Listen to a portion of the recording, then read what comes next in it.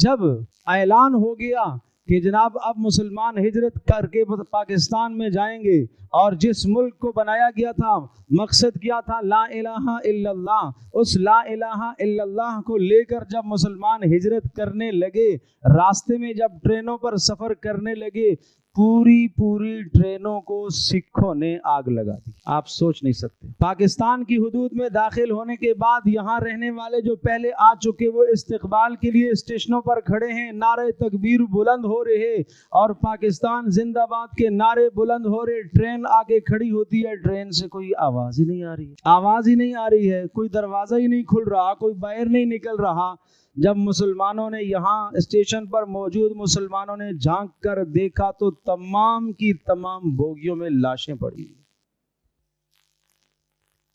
کہیں کہیں سسکیوں کی آواز آ رہی ہے، بچوں کی سسکیوں کی آواز آ رہی ہے.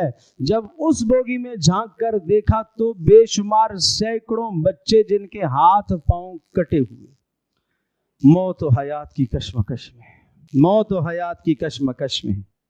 ایک عورت اپنا بیان لکھتی ہے کہ میرے باپ وہ بھی شہید ہو گئے، میرے 7 بھائی بھی شہید ہو گئے، اور میری ماں بھی شہید ہو گئی، اور میرے چچا اور میرے چچا کے 4 بیٹے بھی شہید ہو گئے. پھر جب درندے مجھے مارنے کے لیے آئے تو میرے پاس جو اوزار تھے میں نے ان کا کام تمام تو کیا، لیکن باقیوں نے آ کر میرے ہاتھ پیروں کو کاٹ دیا. اللہ اکبر، اللہ اکبر.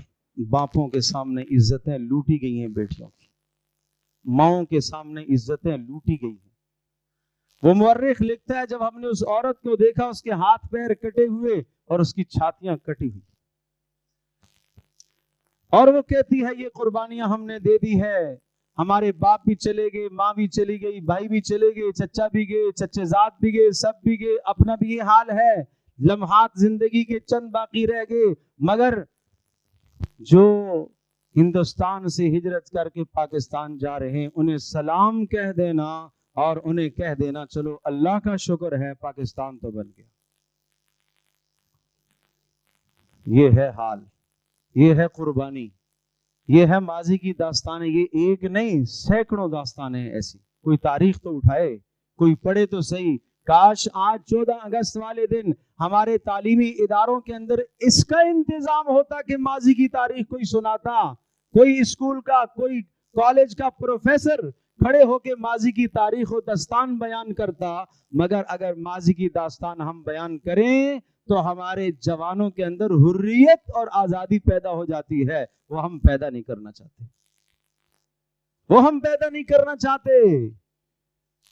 اس لیے کہ آزادی اور حریت اگر پیدا ہو گئی ہے تو غیر مسلم اقوام کے لیے تو اور دیگر ممالک جن کے اشارے اور جن کے جناب بے شمار دخل اندازیاں ہوتی ہیں ہمارے ملک کے اندر، وہ ناراض یہ حریت نہیں پیدا کر سکتے. ہم اس میں آزاد نہیں ہیں کہ ہم اپنے آباء و اجداد کی تاریخ کھل کر بیان کریں، ہم اپنے صحابہ کی تاریخ کھل کے بیان کریں، ہم بتائیں کہ آزادی کیا چیز ہوتی ہے.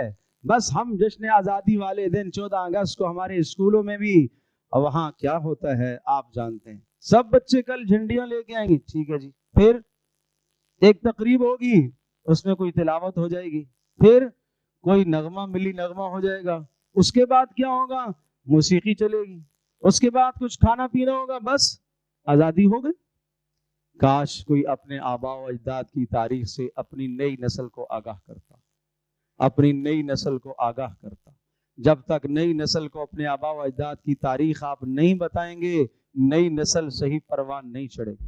اسے نہیں پتا چلے گا ہمارے آباء و اجداد کیا تھے، یہ ملک کیوں حاصل کیا گیا تھا.